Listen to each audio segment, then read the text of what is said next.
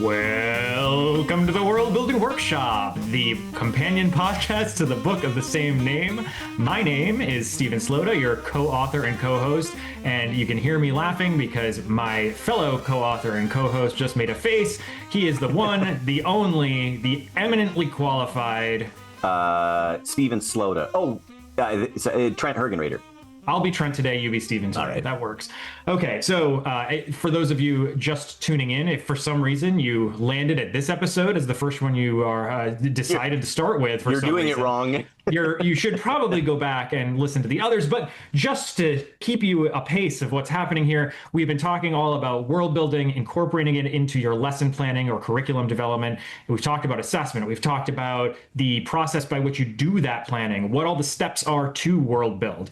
Oh, we actually talked about simulations and role play too. So let's throw those in the mix. So we finally reached Chapter 15, which is all about critical reflection and wrap up. It's specifically called wrap up and critical reflection. And so we're going to not, six of one, half a dozen of the other. Right. So what we're going to talk about today is essentially what does the end of this process look like? And then we'll give you our sage words of wisdom about what we've kind of learned in doing this over the course of the last 15 years. So Trent, do you want to open with some thoughts about what does wrap up look like in your instructional environment, your classroom? What are the students experiencing? What are you experiencing? Yeah, and I mean, this is what we were talking about this shortly before we got on, and probably just should have started recording earlier. But this is where what I was going to say is, depending on how you set up, if you've been listening to this, if you've read the book, if you're interested in engaging with this, you could do a one session world building role play simulation. You could do a week long, 2 week long, 6 week long, or a semester long, right? So there's going to be stages to all of these, what you're choosing to do. And I think the thing that's important is we hit on this last time talking about the role play is always opening with a really sort of explicit explanation of what it is that you're going to be doing, what the learning outcomes are, why they're doing it, then do whatever activity it is, whether it's world modeling, simulation, or role play. And then this is the second part where you bookend it with a critical reflection. And I mean, what I tend to do is I assign a critical reflection essay that is usually, a couple thousand words or something like that. What did you get, depending on the length of the project, all those kind of things. What did you get out of it? Explain to me. And again, this is where if you are talking about learning outcomes, if you're talking about objectives, you can then put those in front of the student and say, what did you learn from this? When and where did you think that these were achieved, whatever. And then just kind of go from there. And I always have one of my classes, either the entire class or half the class, depending on whether it's at the end of the semester. My last class is always a semester long debrief. But if it's at the end of a unit, if I was only going to be doing a world building unit, I would at least want to take, half of the time of the last class before the essay is due to say, what did we all think of it? Because what I find is that as they start to talk about it, and as you're writing their ideas, like what I always do, this is something I learned in grad school, when you ask a question and a student answers it, you write verbatim whatever they said on the board. You don't try to, interpret or whatever. And you just start doing that, and you can see the light bulb starting to go on. Someone says something, someone agrees with it, someone disagrees with it, someone gives a friendly amendment to it or whatever, and it just kind of rolls. And I just read this thing. My father-in-law just sent me this thing about whether AI is going to replace college professors, and blah, blah, blah, blah. And one of the essays that he sent me, the guy was making a pretty good argument. And I'm thinking, AI is going to completely destroy the essay, you know what I mean? In terms of tell me 3 reasons why the World War I started or whatever, right? If it's going to destroy that because you just use ChatGPT for it, then he's like, well, why wouldn't we just rearrange the entire institution of higher education around the Socratic method of talking through things through? And this is where I would have to say, the longer and longer I've been teaching, my confidence in grades and what they represent and what they mean has just continually gone down and down and down and down. So my basic grading method right now is, here's the work. Did you do it? Did you do it to the best of your ability? Did you do it on time? And then giving some sort of grade, rather than grading the quality of their ideas or whether they were able to regurgitate, some sort of fact or whatever, all of that gets put off to the side. Did you show up? Did you do the work? Regardless of what that work was, it may have been making wiki entries. It may have been participating in discussion, whatever it was. And then at the end of the day, the students who would excel in the old form of essay writing excel in this form of hands-off, whatever. The students that bomb that because they never show up, they never do the work, and they don't do well on the exams, don't do well in this, right? So it's at the end of the day, you wind up with pretty much the same results, except for the fact that I think students tend to do better because they're more engaged and they're more interested. And there are ones who either they're blowing off the class or they don't care. But at this point, for anybody who's ever taught, if you've got a class of 32 and 28 students absolutely adored it, you will 100% focus on the 4 that don't. I mean, that's just something that teachers, I think, always kind of do. And I think this is where, when I very first started doing the world building stuff, I said, look, I think you should try this. Your results will at least be equal to, if not better than, what you've always done before. And it's pretty engaging for you as the instructor. And again, as we've said a number of times over these podcasts, I've never had anyone come back and say it just didn't work for me at all, right? Like I'm never doing this again. It's always, and I think this comes from the evaluations. We should talk a little bit about peer evaluations and what that looks like, too, what a good peer evaluation is. But I think what ends up happening is you have an idea in your head about what was and wasn't accomplished for the class over the course of those 15 weeks. Because we will say it was a good semester, they were a good group, or they were disengaged or whatever. And when you give them the opportunity to say in their own words how they felt the semester went, it sheds light on all sorts of things that worked, that you didn't think worked, things that didn't work, that you thought worked, or they're drawing like not necessarily the wrong, but maybe not quite what you wanted. And then all of this gives you fodder to think about, how am I going to tinker with this when I do it the next time, right? And then the next time you get a fresh group of faces, personalities, life experiences, right? And then the whole thing starts over again. And then at the end, it's like, oh, well, I've got this critical, and this is the thing, is you're not asking them, I hate course evaluations as well. You're not asking them to evaluate the course. You're asking them to talk about what they learned in the course. And you, as the expert in the room, can evaluate the level of success as to whether, when you're self-evaluating the course based on the feedback. I mean, like, if I did this and none of the students had any idea why we were using role-playing games, tabletop role-playing games in a fiction writing class, then that, regardless of the output, it would have been a negative for me, right? That was something like, okay, well, then I'm going to have to build that in somehow to make that a little bit more clear. It's probably, at the end of the day, this whole process, I would guess, is a little more work than setting up 15 weeks of lecture and doing a couple of, you know what I mean? Like, whatever. That is a real peak and valley kind of workload for professors. Whereas this is more of like a steady stream where you're always kind of in the mix, always got to be present, always got to be having a pulse on what's going on in the class. And the class sizes will, if you got 12 students or 120, how you do that will change, obviously. But I think that just becomes, it changes your entire relationship to how you're going to teach the class, what you want students to get out of it, how they actually feel about it, right? You can make it anonymous if you want. The only problem then is that you don't know who didn't do it. But, I always say, again, with the beginning of the class, you're setting the tone, you're setting everything. By the time you get to the end of an assignment or the end of a unit, at the end of the semester, students know that they can talk to me, that if things aren't working, that they can say they're not working and they're not going to get punished for it, right? There's sort of a method in the madness. I think that, through experience, through doing this for, since 2011 or whatever, it's like I've never had a real experience in which students are just like, oh, this didn't work. I don't understand why we did any of this, right? The one thing that I did get in the semester after we came back from COVID is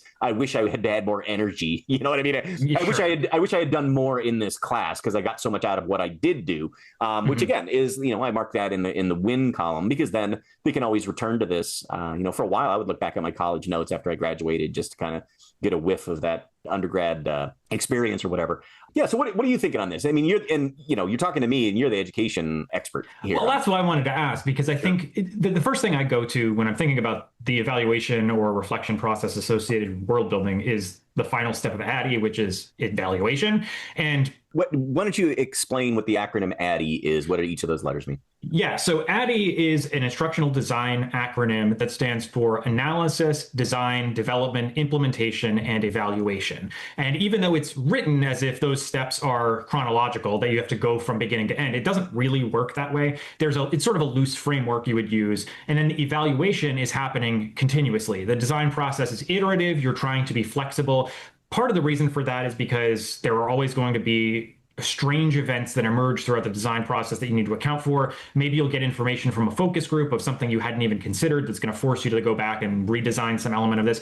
But the entire premise is that you're collecting all this information at the very beginning, doing your needs analysis, figuring out what am I creating, who am I creating it for, what are they telling me they want, what are they actually trying to say they want, which is different than what they tell you. Good point. And then working with that to create some sort of wireframe or scaffold that you're going to build on for your implementation. So if we were to track world building onto this, The needs analysis would be before the semester starts, you thinking about what is it I'm going to do this semester? What kind of framework do I want to use? Do I want it to be fictional? Do I want it to be realistic? Do I want it to be historical? Do I want it to be fantastical? Whatever.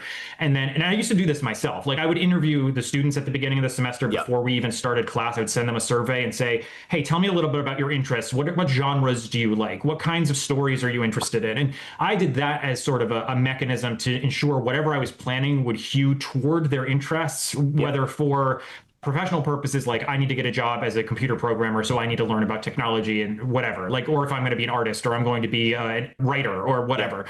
So I do that sort of base evaluation, get those needs, turn them into learning objectives, as we describe in chapter 3. And then after creating the learning objectives, basically plot out the entire implementation from beginning to end. You start the same way you would designing any program or curriculum. You're doing your top down, write your learning objectives, make sure they're nested in each other. And then during implementation, you're constantly pinging the students for feedback. And it's not overt. And it's also when you're giving feedback, this is another thing we mentioned, I think, in chapter 15, but this doesn't necessarily mean you have to be giving direct pointed feedback at individual students in a large group setting. Like that's not actually great necessarily, that you can generalize feedback to the group, say some people are doing this, some people are doing that, and then focus on doing the pointed direct feedback to individuals, talking to them one-on-one, because then you're not putting them on the spot and you can ensure that they understand that you are talking to them about it and not just the other person on the other side of the room that they're projecting onto and saying, well, they must be the one that screwed up, not me. So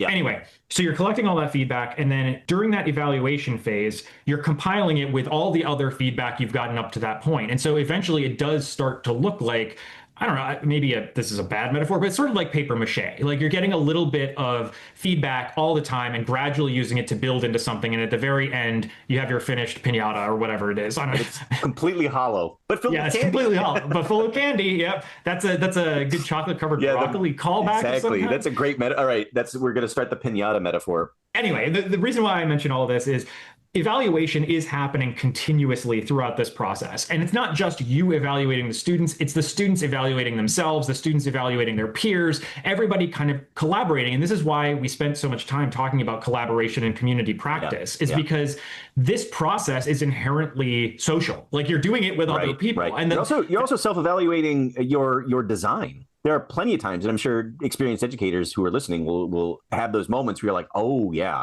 I missed a step, right? You know what I mean? Like nobody in the room is connecting A to C because I forgot to put B in there, right? Like that happens. It happens all the time. So anyway, sorry to interrupt, but I just want to throw that in there. Yeah, I think that's a great observation. And frankly, that's the reason why we've been jawing at you for so many episodes about the need for all of this to be as fluid and flexible as possible, because you will make those kinds of judgments about your own design work. There are some things you can fix on the fly. There are some things you can't. And so, I mean, I had implementations of this where we get to the role playing part, and I think we really should have spent more time on the world building for this element of the world because it ended up becoming much more important.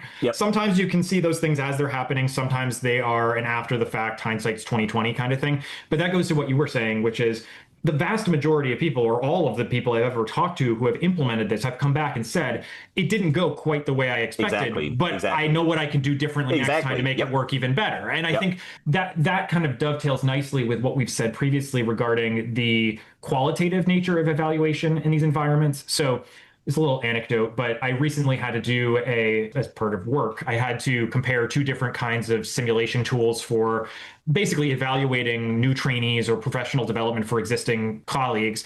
And they were two different kinds of feedback systems. One of these systems basically just boiled down all your performance in the simulation to a number and said you got an 83 out of 100 or you got an 89 out of 100. And it didn't specify what you got right and what you got wrong and where you clicked on the wrong thing. And these are supposed to be simulations for computer database processes, like things that you need to be able to navigate a billing system or to credit a customer or something. So giving you just a numerical quantitative output is not very helpful. And the other example, the other one that I was evaluating, actually gave you a scorecard at the end. And the scorecard wasn't numerical per se. It was more like a rubric, like you'd see in a standards-based grading environment. And it was a series of rows and columns. It was just a table. And every attempt at the simulation would have one row. And then each column represented a different step in the process through completion of the simulation. And it would tell you exactly how many times you had to be corrected, what kind of corrective feedback was given, and then ultimately whether or not you succeeded at the simulation getting to the end result that you had to get. You put the right number into the final open open-ended text box. And it would show you that, or a different row for every single attempt you did. So as the instructor or as the person designing the simulation, you have clarity into where are people getting stuck? What do I need to do differently next time?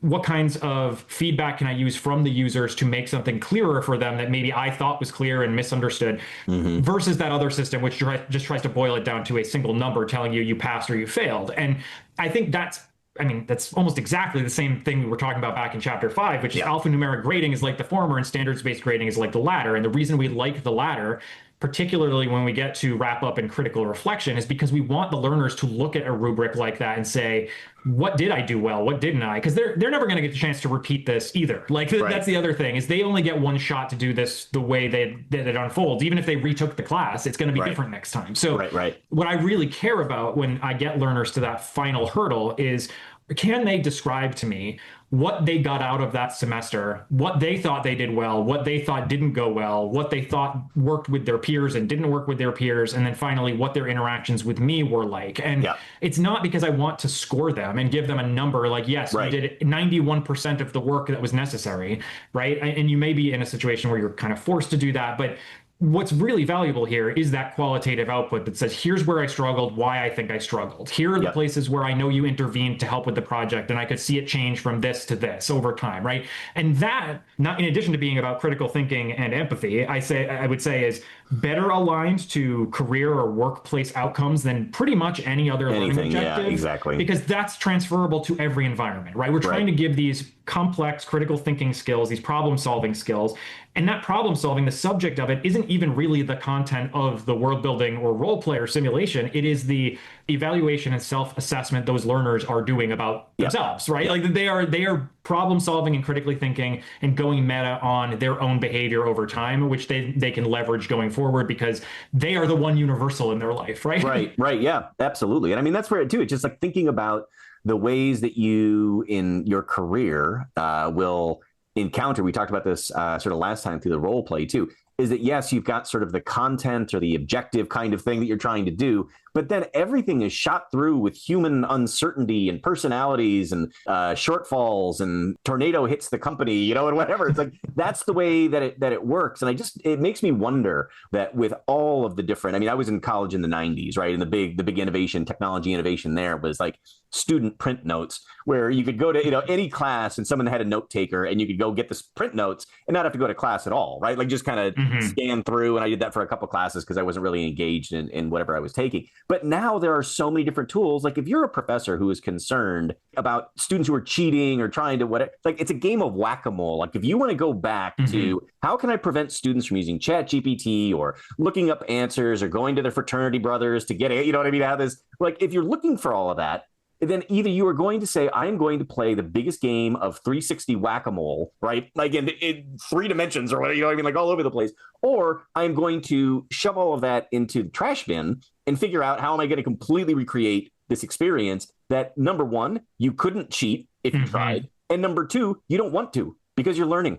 Right? Like it's a digital arms race, right? Like that's always been true. I had a colleague, Jason Stevens, many years ago at this point, who used to study basically cheating. Like his area of interest in research was all in student honesty versus dishonesty. What happens if you have some set of rules beforehand? What is it like if you have students form a contract with the teacher versus if you don't? Like there were all these interesting questions about how you could manipulate the teaching environment to dissuade people from cheating or get them to partake in an honor system or something.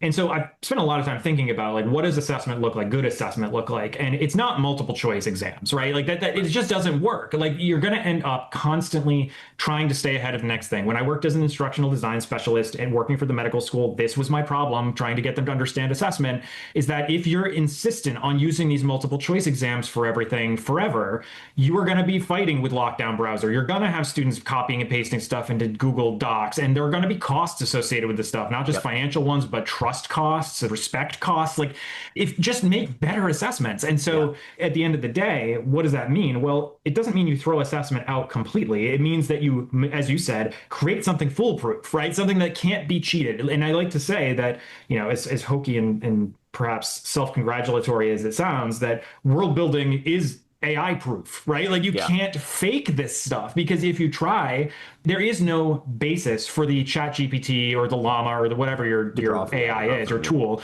whatever it is, there is no information in that system about the experience of the individual. And if they're going to go and write out their experience to put it into the generator and have it churn out an essay or something, well, then they've at least done the work, right? Because there's Yeah. no way that they can just transmit their thoughts into the chat They GPT got to and the put it chat into GPT, language. Yeah. right. And if it's non-specific, if you're getting stuff back from that's non-specific and doesn't actually talk about them personally and how this influences their life trajectory or whatever, then you know it was fabricated. Like Yeah. there's no Yeah. need for some technical digital tool to tell you your students are cheating. It is implicit in their behavior and what they say about themselves. And I think Yep. and the fact that you're having them evaluate each other, which also ChatGPT can't do. And Yeah. so why don't we talk a little bit about peer evaluation since you had mentioned that earlier? Yeah, and I mean, this is something too where I always say you're not giving a letter grade or a percentage to anybody else in your group, but it is more or less like for each person in the group. Normally, what my setup is, I'll have a group of 5. So then I'll have a Google form with 4 blanks for them. Either if I'm feeling motivated, I can pre-populate it with all the groups or whatever. But it's like select yourself and then select the other people in your group or write down other people's names in.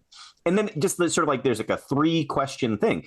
And it's like, did they show up? Were they good to work? Were they continually there? Were they good to work with? Which doesn't necessarily mean compliant or whatever, right? But just like, these people who get really obstinate that it's their way or no way. And then the third one is, did they do the work that they said that they were going to do? Or there were work that was required of them to complete the group work. And then I give them a little space to be able to say, I expect everybody was sort of going through and doing everything that they were supposed to be doing and whatever. And this is a way for you to be able to highlight the people who really stood out and were leaders in the group that I may have missed, or the ones who were organizing, and all those other kind of things, versus the people who never showed up or didn't do any of the work or never contributed. And again, it's one of those things that the overlap between my observations and what I see in the evaluations is almost 100%, right? Like Jody wasn't showing up. I had no idea. It's like, right. She was sitting with her arms folded and reading on her phone the entire class. Like, I noticed that, and you know what I mean? Like you can say, hey, Jody, you should be part of this group or whatever. But the one thing where it's not 100% is that there are often times in which students have sort of like a quiet leadership style in which they just kind of lay things out and say, this is what we need to do, and kind of clarify, or they'll break down the syllabus or whatever. And it's something that is less visible than someone who's talking a lot, right? You can hear a voice or whatever. And those are the kind of things where I'm like, oh, I didn't realize that, Jody was doing this extra stuff, and that's above and beyond, right? So it's sort of like my thing is, out of the 5 of you, my expectation is everybody is doing fine, right? But I want to hear from the ones who were doing great above and beyond that I may have missed, or who didn't carry the weight. And again, I'm only surprised in the ones in which it was the people who were doing the leadership. I'm always well aware of the students and, often working with them. And it's like, I had somebody whose father, I believe, was having a number of medical procedures and they were very distracted, right? So I was able to, and they would, the group said to me, he's not keeping up. I'm like, okay, well, he's got some things going on. So like, let's just move on and see what we can do. You know what I mean? Like, how can we work with this? And to me, again, that is the most human thing. Why do I want to give a guy a D for not getting the work done while his dad is going through multiple surgeries and may not live, right? Like, is that what that student needs in that moment? Is me, piling on or whatever? So there's a variety of ways that, and I think too, they're very candid in their comments about each other. And when they also, like, I've had 1 or 2 groups where it's like, oh, we're all going to do sort of the bare minimum, and then we're all going to talk each other up in the self-evaluation. And listeners, that doesn't work either, because if you're paying attention, right, you're like, wait a minute, you're talking about all this great work you did. Where is it? Right? Like, can you point it out? And then, it's how these things unfold. And I guess I was thinking about this earlier. In a traditional class, like in almost all of my undergrad classes, you sit down on the first day, the professor walks into the room, stands at a podium, tells you what the class is about, and then every class is a lecture with some level of discussion, right? And and then you'd have your exam periods, and then you have your final. And what I think we're talking about is you come in and it's like, we're going to be having not lecture with some Q&A. We're going to be having a semester-long discussion, right? And then it's like, well, how do you grade a discussion? You don't really, right? But you get, not to just say it's all feels and vibes, but you can get who is engaged, who is plugged in, who is not. And we've got a system at my university that you can send little reports to the advisor saying like, hey, the student's missed a bunch of classes or whatever. And I'll throw those out there every so often. Like, I know, because this is where too, if I'm walking around the class and all I'm doing is listening and then occasionally jumping in to try and trying to get things started, a conversation or have them think a little bit harder about something that seems to be steering into an essentialist claim or something like that. That's what I'm trying to do on the day to day. And I had one student say after I'd sent the note to the advisor, he's like, oh, I didn't even know that you were paying attention. Right. And I'm like, oh, well, I am. And it's week 4. And now you know that. Right. So it's like you've got 11 more weeks to make up for whatever it is that you did. But just that idea that the entire time is about not them absorbing the knowledge that I am spouting, right? The banking model, but it's about a conversation about what do you think of this, right? Like, how do you position this? Why would a university offer this course? Why would a university require you to take this course? Like, all of those things are part of the conversation. And I just think it's a lot to do with, in my experience with lots of professors, graduate school was nothing short of traumatic, right? Like, in terms of the hazing and everything that is built in. And if you're not familiar with how, at least in the humanities, you've got your qualifying exams and then you got your dissertation defense. These are very tense situations in which you've got people who are actually coming at you, right? Like, it's called a defense because they are attacking you. That's the whole point of it, right?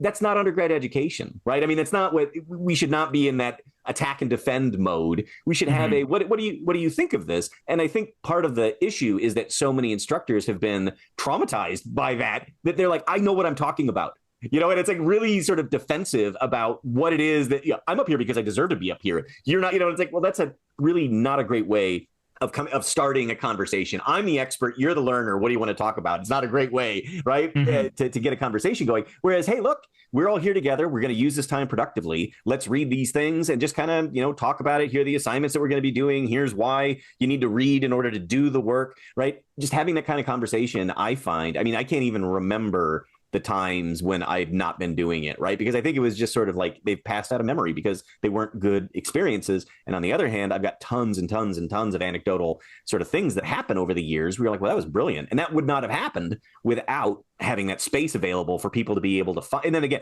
learning things that you wouldn't have known. I remember there's one student who said, oh, I grew up as a Quaker, and wrote a little bit about how Quaker values matched some of the stuff. And I'm like, I had no idea. Like, I know very little about people who are Quakers or whatever. And I'm like, oh, that's fascinating. Would I have ever gotten that out of an essay test, out of a, I need to test whether you did the work or not. And it's like, oh, some people who may be crusty, whatever, sorry if you are crusty and listening to this, well, that's not, why does that matter? That's not the content or whatever. And it's like, well, it matters because the person is able to contextualize the knowledge within their own life experience, which is sort of the point of education, right? So it's like, just because you didn't hit the target that I put out there for you, right, doesn't mean that you don't know what you're doing. And oftentimes, this was something else too that I learned in my early years of teaching writing, is students will provide a lot of times what they think that you want.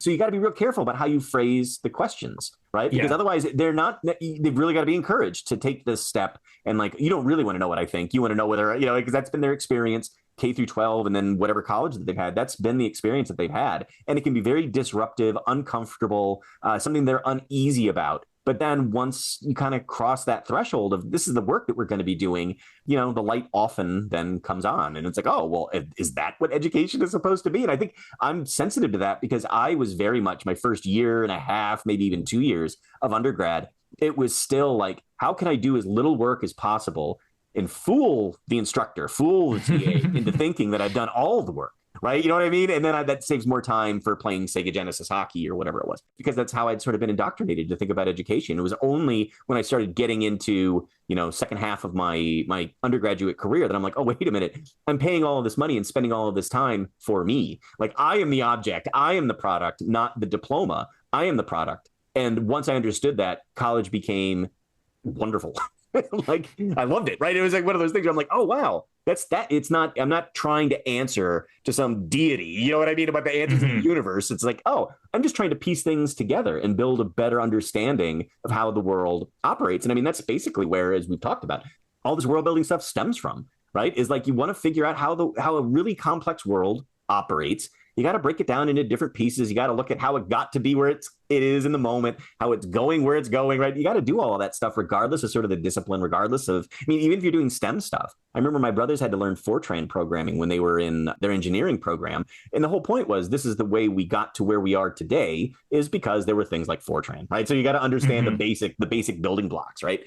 Yeah, so I mean, I don't know. I've lost the thread now of what I was even talking about. So why don't you say something smart? Or just say something. I don't know about that. Yeah, I can say something. I can't guarantee it's going to be smart. I don't want to raise the bar too high. Yeah, careful there.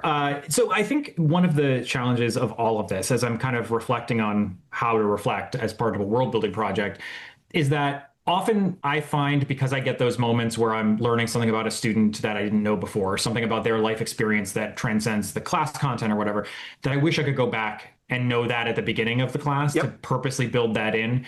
And that's, you obviously can't do that, but not unless you've invented time travel. But one of those things that makes this so interesting and special is that it at least creates space for those kinds of conversations.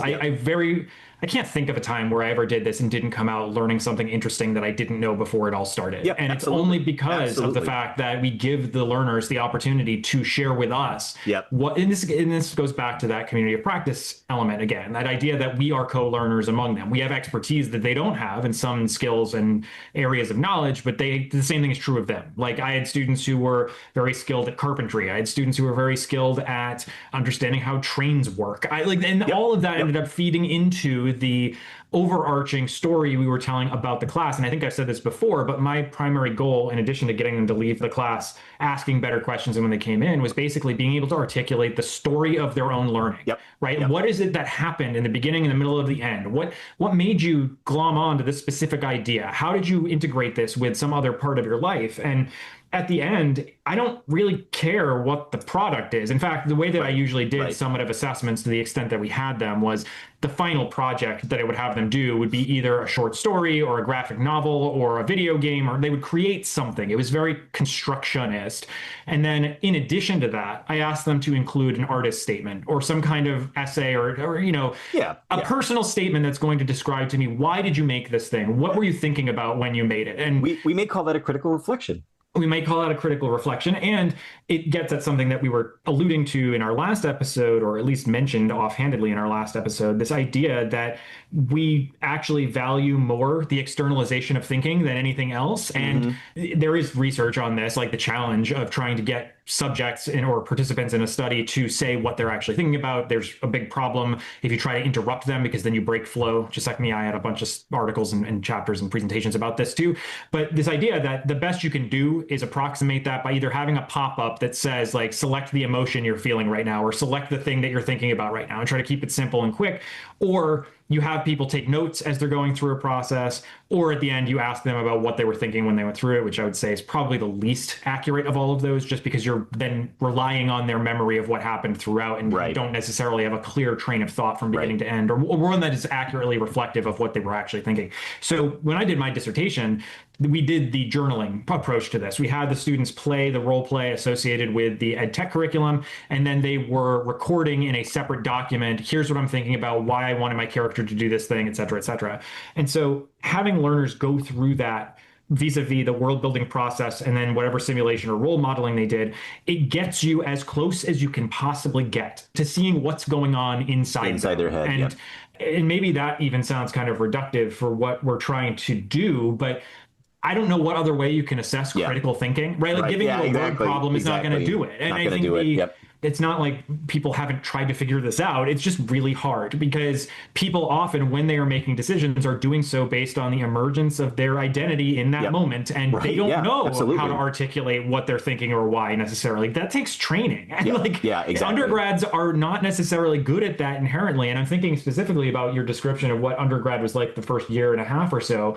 It was kind of the same for me, although I think I was much more worried about like the performative part. Like, I wanted my professors to like me, and so to do that I needed to make sure that I was performing well. But it wasn't until I got to grad school where I had professors say to me, like, I just don't want you to bullshit me. Like, it's not that I was doing that earlier or didn't understand. It was more so that they were much more upfront about not wanting to be bullshitted. And that is the thing I tried to foreground for my students when we do world building. It's like, I am not here to be bullshitted. I don't want you to tell me what I think. I want you to tell me what you think. And if you Exactly. disagree with Exactly. me, I want you to externalize that. And if you agree with me, I want you to say why and what evidence led you to that conclusion. I don't want to know that you do. I want to know why you do. Right. Right. And Right. that is the thing I think all of us are aiming for as educators. We want our learners to be able to articulate responses to this stuff, because how else can you go out into the world and take effective action Right. to change things if you Right. don't know how to ask why or Right. how, Right. right? And I think this is really at the end of the day, I mean, we're in such a weird,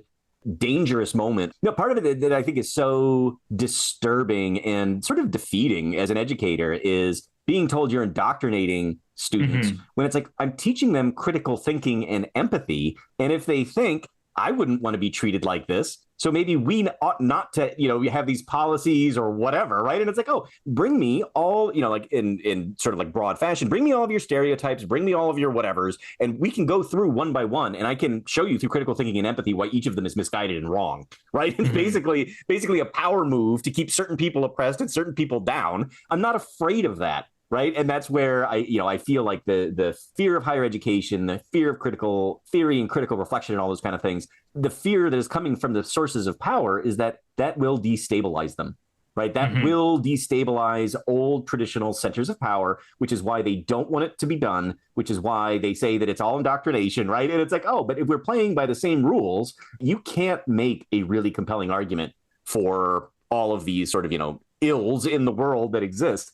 But what you can have, and I'm still, who knows how long I'll be on the planet, at least probably 5 or 6 more years, but just trying to get back to a place where we can debate and talk about issues that matter. We have a lot of different options. And I mean, this is where, too, the thing that drives me crazy about the quantitative kind of examination, right? If you've got any kind of problem, you've got options. There's always going to be the preferred or the number one thing. You bring your car in, it's like, oh, well, we could do this or we could do that or we could do this or we could do that. And you're always kind of weighing and balancing. And it's not, there's 4 questions and one of them is right?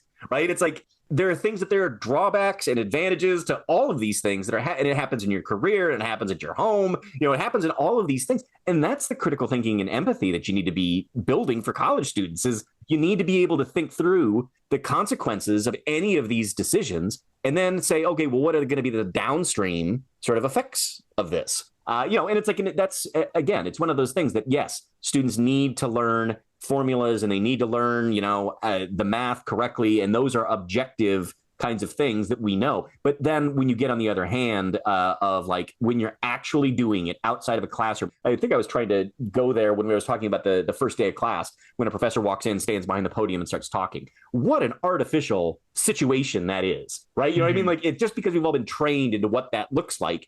And that's the only time that you really get that kind of experience, right? Unless you maybe go to a professional development seminar, which is based on people who think they know how education works, right? I'm sure, apologies, there's probably plenty of people who do perfectly good professional development. But a lot of times it's like a pantomime of, I went through college and lectures were like this. And if I need to do a diversity training, I'm going to set it up just like I set up a lecture in college, followed by a multiple choice. And that's where, too, like we've talked about this before, every year I've got to take some ridiculous cybersecurity online exam and then some Title IX one about sexual harassment. And I'm like, okay, neither one of these are going to prevent anybody from doing something stupid that is a security breach with their technology, nor is it going to prevent somebody who is a sexual harasser from doing that. Right. I mean, maybe it clues in some people that they may, but I mean, I would love to know if there were some sort of objective research on how effective that is. Because it might. I mean, there is research on that. It just is bad. It doesn't work. Yeah, exactly. I mean, that's the thing. And they're doing it for legal reasons, right? They're not doing it. They're doing it because they're protecting themselves, not because they're trying to educate people. That's what I was going to say. Is what is the actual incentive structure here? Because the incentive structure is not for people to come out of this and not cause phishing incidents with their email, right? It's I suppose in that case, it probably. It has this dual purpose of being about legal liability as well as this intellectual property risks that are associated with it. You don't want to have people stealing the content or stealing, confidential material. But the reality is these trainings don't usually work. And the reason why is because people don't connect them to their lives as people. They are seeing them at sort of outside of their day-to-day existence. They are an artificial, abstract imposition on them as opposed to something that genuinely teaches them. And this is why I think I don't know what a great way to do this on an annual basis would be. Like, I think there's some artificiality built into this no matter what, because you're trying to simulate a thing. But you need to create an environment where you're going to not only have people experience and be able to transfer this understanding, but also where they're going to engage with it seriously and care about it. And that's the part that ends up being hard. Although I think this is why world building ends up being useful. And partly maybe it's because I'm biased and like this particular approach. But the thing is, you all have skin in the game if you're working on a project collaboratively this way. It's not just I'm going to go sit through my 1 hour lecture, fill out the multiple choice, and be done with it to cover everybody's butt in case somebody sues someday. It really would have to be we're going to get into the same room, real, in person or virtual, and we're going to build something together. And at the end of this, there will be a product that kind of showcases what we learned or what we understand about this problem. Even better if you can find real world cases to address. So like an actual thing that happened in your company or an actual thing that happened at work, and trying to come up with a solution to that problem. This is not the same as going through like a professional development workshop that you might traditionally do. It takes more time, it takes more energy, but ultimately actually teaches the thing because you maintain a low enough barrier to transfer that people will see the variance between invariance and variance between what they're doing in the PD and what they need to be doing every other moment of the day. Right. And that's what, at the end of this too, I mean, we are kind of dancing around what we talk about in our own sort of communications or whatever, that just this applying a capitalist mindset to all of this is like the wrong thing to do, right? So this is where, one of the things too, where everyone says, oh, we're training students to be woke. We're not training students to do their jobs, right? So if I'm a new grad and I get a job at a company and I see some hiring practices that I see as sexist and racist and whatever, right? The language, whatever it may be. And I go to HR or I go to my boss and I say, hey, look, I've got a real problem with this. And I think this is actually what's happening, is that that is a problem that is going to take time and money to fix, that is not going to bring in any new money, any new customers, right? So the value proposition for the people to make that change, the higher up to make that change, is low, right? Like there's not, and this is why we've got federal laws about why you can't discriminate, and all those kind of things, is because we know over time that people are hugely biased, right? You know what I mean? And it's like, okay, so you got to, in order to level the playing field a little bit and sort of take care of some of these biases, you need to be checking against that. But I think what's happened in the last 20 years, maybe longer, is that as students become good critical thinkers and they go into the workplace, they see all of these institutional and structural biases that need to be replaced or addressed or whatever, because they're keeping certain people out of,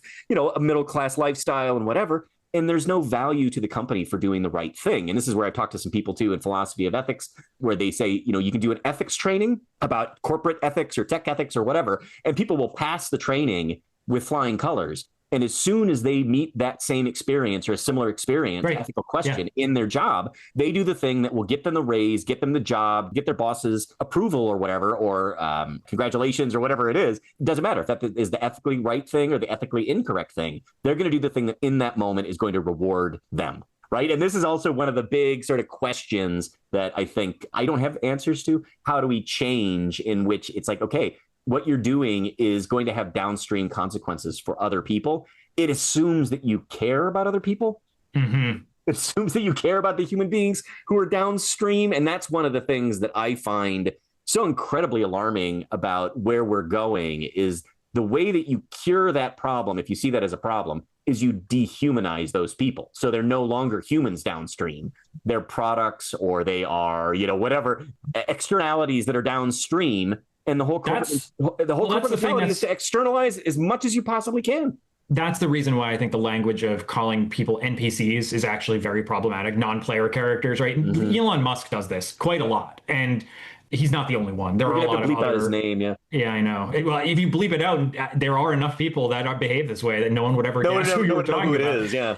But the point being that, like, that dehumanization, it's the same thing with political figures referring to people as scum or vermin or whatever. This is not new. It's always, there have always been demagogues who would do this, but the problem is that the response ends up being to dehumanize people, to stop caring about and empathizing with them, to stop being able to understand what framework might be in place causing some of these ills in the world, and it's not them, right? Scapegoating them for the sake of having a place to put that angst and frustration and anger. And I think this is why, as much as this whole process is just about getting people to critically think. It's also about getting them to empathize. Because if you want to actually solve any of these societal ills, it's going to require understanding that there are people downstream of you or that you are downstream from whose you will never meet, you'll never talk to, you will never know, you will never know their names, whatever, but that they had an impact on the world that would gradually make its way to you in some way, shape, or form, or vice versa, that you would have an impact that would eventually reach them. And understanding the golden rule notion that I wouldn't want somebody to make that decision about me.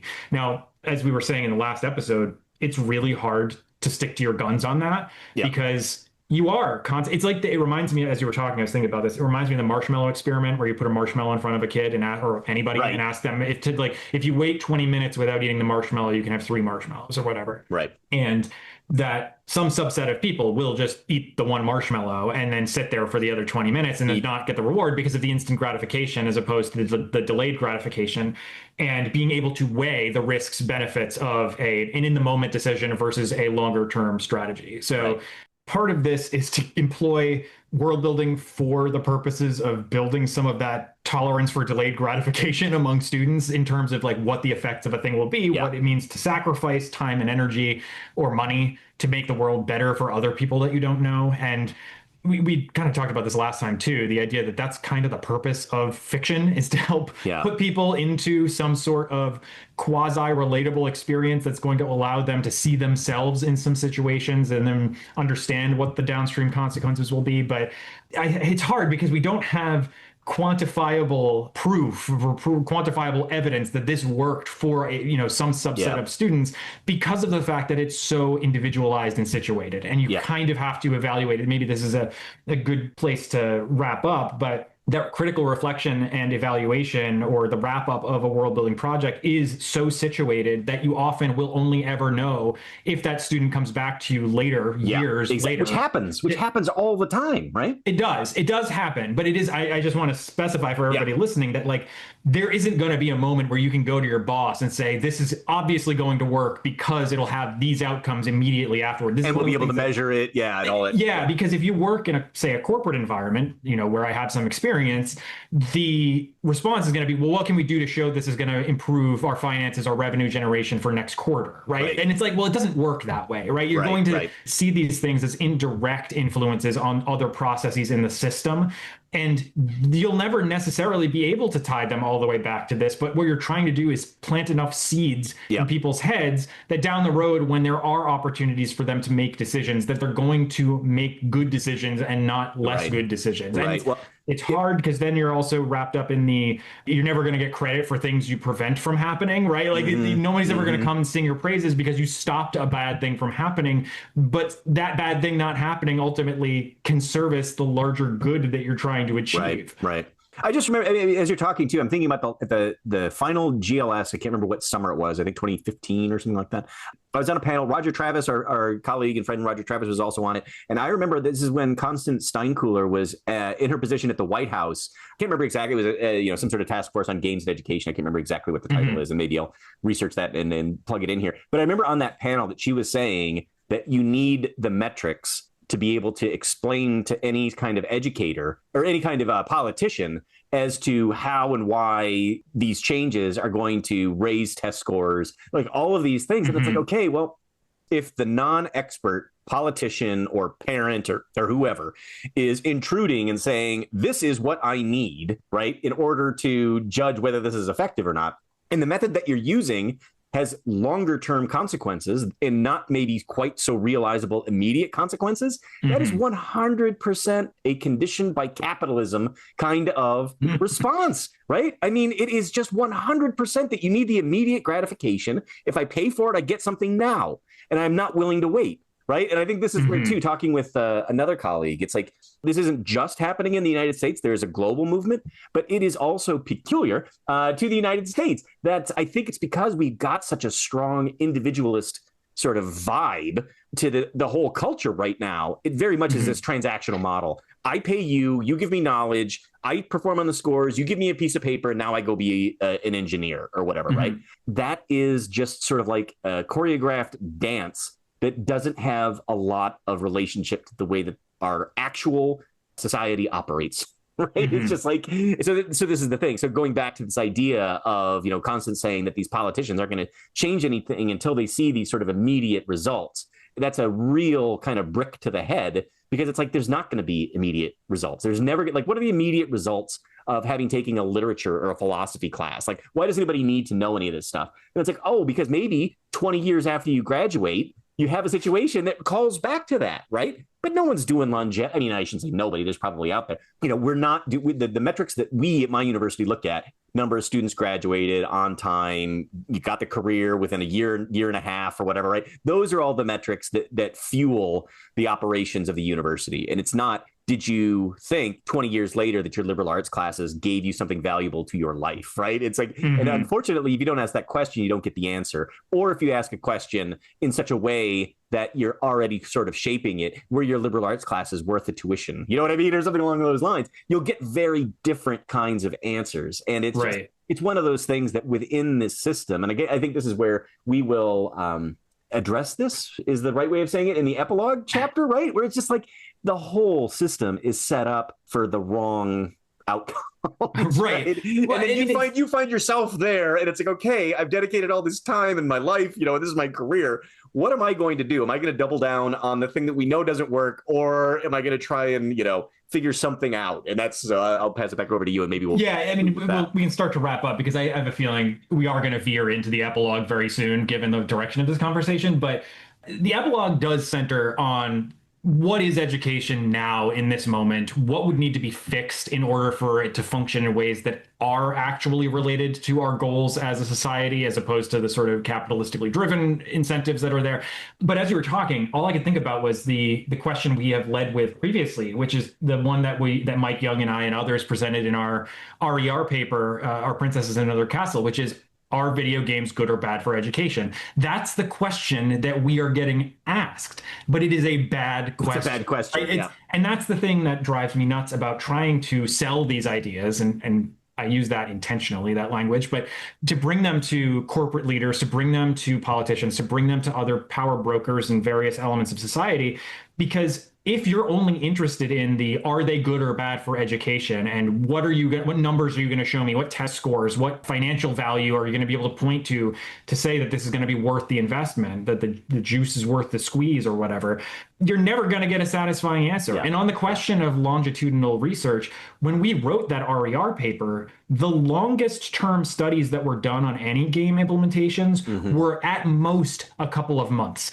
And it's because of the fact that nobody has the money or resources to run a 20-year study about a philosophy world building project that you did, right? Like there's no money in the National Endowment for the Humanities for this kind of thing, because it would require the support of an institution like a university to keep you employed to do this kind of thing qualitatively over time. And maybe at the end of it, you end up with an opus that you can point to and say, across 20 different years of running world building workshops, this is what my students were able to tell me, and go back to the folks who had graduated 20 years earlier and interview them or whatever. Like, there are ways you could do this, but it's not practical. It's not inexpensive. It's not efficient. And so if we want to live in a world where people are capable of critical thinking and empathy, we need to be willing and able to move away from an instant gratification, money-driven, capitalistic framework. Like that is kind of at the core of it. So anyway, before I go on more of a rant about that, before either of us go on more of a rant about that, we should probably wrap this episode up. But next time, that is kind of where we're going to go. We're going to be talking about, I know, this is the one that we've all been waiting for, the sort of takedown of the entire system. But so it's just to put a cap on this chapter. As you're thinking about your critical reflection, your evaluation, the wrap up of a world building project with your students, keep it about them. Like, just remember, it's about them. It's about what they need to get out of this going forward. And it is supposed to be a very social human experience. It is not meant to be compartmentalized and quantified. It's meant to be qualitative and situated. So any other thoughts from you? Or no, I think just, it's also, I would say it's also about you, right? I mean, this is where, as you're going through this, and as we've been saying during this podcast, seeing how the students are seeing the world through their very many different lenses. Like, you'll find out that somebody was an army brat who had lived in Germany and Africa before they came to the United States for their education, assuming that you're in the United States, right? But like, it's also about you building a better understanding of the people who are in the room with you, and then also extrapolating from that I just think I've got a 13 and a 16-year-old, and I just think it's so different between having been a teacher since 2007 or whatever, just generationally, how students change based on the media that they're consuming and, all those kind of things. It's just constantly changing. And it's like, oh, well, one of the things that seems to remain somewhat consistent is Pokemon. Everybody loves Pokemon, regardless of their age. But I would just throw that in there maybe as the last, as my sort of last shot too. If you're a physicist or if you're teaching sociology or whatever, do you care really what the student's favorite Pokemon is? No, you don't probably. But the fact that you even recognize that Pokemon might be something that is relevant to them can sort of clue them into, hey, this person actually cares about me as a person. Because the reason why I bring this up, I mentioned when we were talking, I think, about the demographics, about building ethical forms for people to fill out, right? And I do this in this class where I give them the form, and some things are drop down, some things are multiple choice, some things are fill in the blank on their personal, their religion, their gender, their sexuality, or whatever. And then the last question was, what's your favorite Pokemon? Right. And that was on the second day of class. The number of students who mentioned that in their final critical evaluation of the class, self-evaluation, was unbelievable. It was like so many people were like, I could not believe you asked my favorite Pokemon. Right. And it was like that, for whatever reason, just the fact that I would acknowledge that they had nothing to do with the class. It was just sort of like a one-off kind of thing. But that was like one of those eye-opening things where I'm like, oh, people say now, I see you. Right. Like, I see you as a human being, and I know where you came from. And out of 120 students, a handful said they didn't have one, and others had. And then they, had in their notes, they would talk about why their Pokemon choice was what it was, right? And again, it's one of those things that had nothing to do with the class, but it was something to just sort of say, like, hey, this is not going to be a transactional relationship, right? Students at each of the tables then took some time and talked about their favorite Pokemon or whatever. And it's like, that's great. That's community building. So when we get to some of the other learning, there's some connections there because we're all human beings, right? That's the thing. Is like, we're all PCs at the same moment.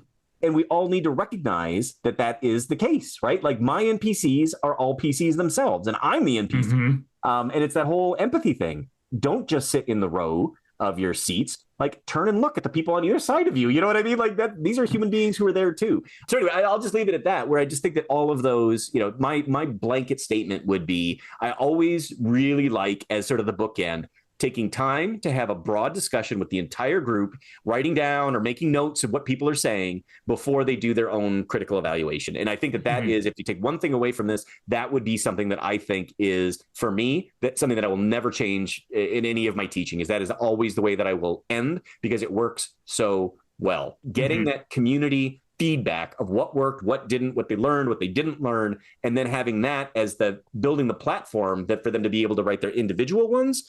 It just works, man. I don't have the metrics, you know what I mean? And I can't say that it's going to, get you 10% more in your first job or whatever, but it works in terms of building community and then leveraging that deeper learning that they hopefully will keep with them for, the rest of their lives if you've, sort of done it right.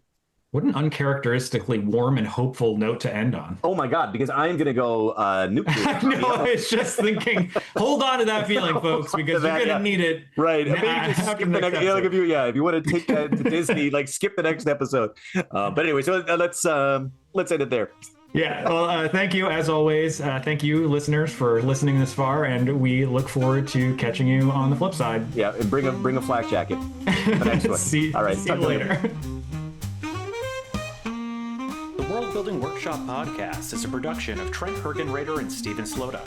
Our theme song, Stompin' at Midnight, is a copyright-free Creative Commons production created by composer Kevin MacLeod. The show is mixed and edited by Steven Slota.